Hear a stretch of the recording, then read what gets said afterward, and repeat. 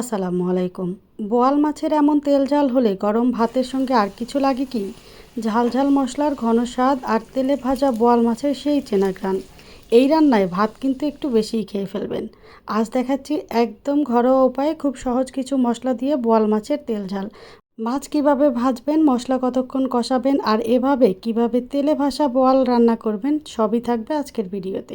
চলুন ভিডিওটি শুরু করি। আর যদি রেসিপিটি ভালো লাগে তবে চ্যানেলটি সাবস্ক্রাইব করে সাথে থাকবেন। আজকে বোয়াল মাছের তেল ঝাল বানানোর জন্য এখানে আমি 6 পিস বোয়াল মাছ নিয়েছি।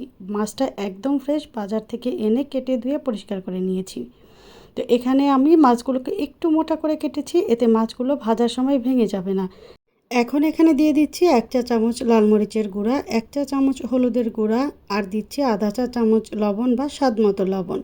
মাছগুলোকে খুব ভালোভাবে ম্যারিনেট করে নেব। সব জায়গায় যেন মশলাটা খুব ভালোভাবে লেগে যায় সেভাবে একটু সময় নিয়ে খুব ভালোভাবে ম্যারিনেট করে নিতে হবে। ম্যারিনেশনের পর আমি কমপক্ষে 10 মিনিটের জন্য মাছগুলোকে রেস্টে রেখে দেব। ঠিক 10 মিনিট পরে চলে এলাম চুলায়। একটা কড়াইতে আমি দিয়ে দিচ্ছি পরিমাণ মতো সাদা তেল। বোয়াল মাছে কিন্তু প্রচুর পরিমাণে তেল থাকে, তাই তেলটা একটু বুঝে দিবেন। তেলটা খুব ভালোভাবে গরম হয়ে এলে এর মধ্যে এক এক করে মাছগুলো দিয়ে দিচ্ছি। এখন ছোট কিন্তু বেশ গুরুত্বপূর্ণ একটা টিপস শেয়ার করছি। দেখেন, মাছগুলো ভাজার সময় আমি এখানে ঢাকা দিয়ে দিয়েছিলাম। বোয়াল মাছ ভাজার সময় এর থেকে প্রচুর পরিমাণে তেল ছিটে আর মাছের চামড়া ফেটে যায়, তাই মাছগুলো ভাজার সময় একটু ঢাকা দিয়ে ভাজবেন। আমি ঢাকা দিয়ে মাছ ভেজে চুলাটা অফ করে তারপরে এক পাশ উল্টে দিয়েছি। মাছের দুইটা পাশে 8 থেকে 9 মিনিট সময় নিয়ে একটু লাল লাল করে ভেজে নেব। খুব বেশি কড়া ভাজা হবে না, আবার একদম হালকাও ভাজা হবে না। মাছগুলো খুব সুন্দর করে ভাজা হয়ে গেলে তুলে নেওয়ার পরে কড়াইতে যে তেলটা আছে তার মধ্যে আমি পরিমাণ মতো পেঁয়াজ কুচি দিয়ে দিয়েছি আর দিলাম একটা তেজপাতা। পেঁয়াজগুলো নরম করে ভেজে নিব। বোয়াল মাছে প্রচুর তেল থাকে, তাই আমি অতিরিক্ত তেল আর এখানে অ্যাড করছি না। এরপরে দিয়ে দিচ্ছি 2টা পেঁয়াজ বাটা আর খুব সামান্য পানি দিয়ে দিচ্ছি মশলাগুলো ভালোভাবে কষিয়ে নেওয়ার জন্য। একটা পাকা টমেটো দিয়েছি, এতে গ্রেভিটা বেশ ঘন হবে। 1 চা চামচ দিয়েছি লাল মরিচের গুঁড়া, আধা চা চামচ হলুদের গুঁড়া, আধা চা চামচ ধনিয়ার গুঁড়া, আধা চা চামচ জিরার গুঁড়া, স্বাদ মতো লবণ, 1 চা চামচ ভর্তি করে দিয়েছি আদা বাটা, 1 চা চামচ রসুন বাটা। মশলাটা খুব ভালোভাবে কষিয়ে নিব। কষানোর সময় ঢাকা দিয়ে দিব, তাহলে টমেটো খুব তাড়াতাড়ি গলে যাবে। টমেটো গলে গেলে এর মধ্যে দিয়ে দিচ্ছি 2 টেবিল চামচ ফেটানো টক দই। টমেটো এবং টক দই একসাথে দিয়ে কষাবো না, তাহলে টক দইটা ফেটে যেতে পারে। আবারও ঢাকা দিয়ে মশলাটা খুব ভালোভাবে কষিয়ে নিয়েছি। যখন মশলার উপরে এভাবে তেল ভেসে উঠেছে তখন এর মধ্যে দিয়ে দিচ্ছি আগে থেকে ভেজে রাখা মাছগুলো।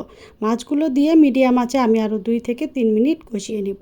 মাছ ভাজা থেকে শুরু করে রান্নার একদম শেষ পর্যন্ত আজকে চুলার আঁচ আমি মিডিয়ামে রেখেছি। মাছগুলো মশলার মধ্যে খুব ভালোভাবে মিশিয়ে নিব আর বারবার নেড়েচেড়ে কষিয়ে নিব।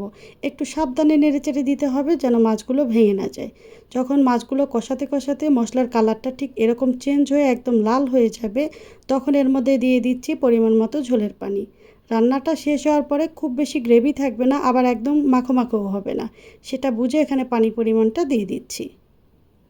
মাছগুলো খুব ভালোভাবে ঝোলের পানির সাথে নেড়ে চেড়ে মিশিয়ে নিয়ে ঢাকা দিয়ে রান্না করব 7 থেকে 8 মিনিট। মাছগুলো আমি একটু বেশি সময় নিয়ে আজকে রান্না করব, এতে মাছের ভেতরে মশলাটা বেশ ভালোভাবে ঢুকবে। আর এর মধ্যে ঢাকনা খুলে আমি বেশ কয়েকবার নেড়ে চেড়ে দিয়েছি। রান্নাটা শেষ হওয়ার ঠিক আগে আগে আমি এখানে কয়েকটা কাঁচামরিচ ফালি করে দিয়ে দিয়েছি, এতে ঝালটাও একটু বাড়বে, আবার দারুণ একটা ফ্লেভারও আসবে। এরপরে আধা চা চামচ দিয়ে দিচ্ছি ভাজা জিরার গুঁড়া। রান্নার একদম শেষের দিকে অবশ্যই এই উপকরণ দুটো দিবেন, তাহলে আপনার বোয়াল মাছের স্বাদটা পুরোপুরিভাবে বদলে যাবে। এরপরে চুলাটা অফ করে 2 মিনিট মতো অপেক্ষা করেছি। দেখেন কেমন সুন্দর হয়েছে রঙটা, আর উপরে কেমন তেল ভেসে উঠেছে। দেখতেই পেয়েছেন রান্নাতে আমি কতটুকু তেল ব্যবহার করেছি। একটু সময় নিয়ে অল্প আঁচে এভাবে রান্না করে নিলে উপরে এরকম তেল ভেসে উঠবে।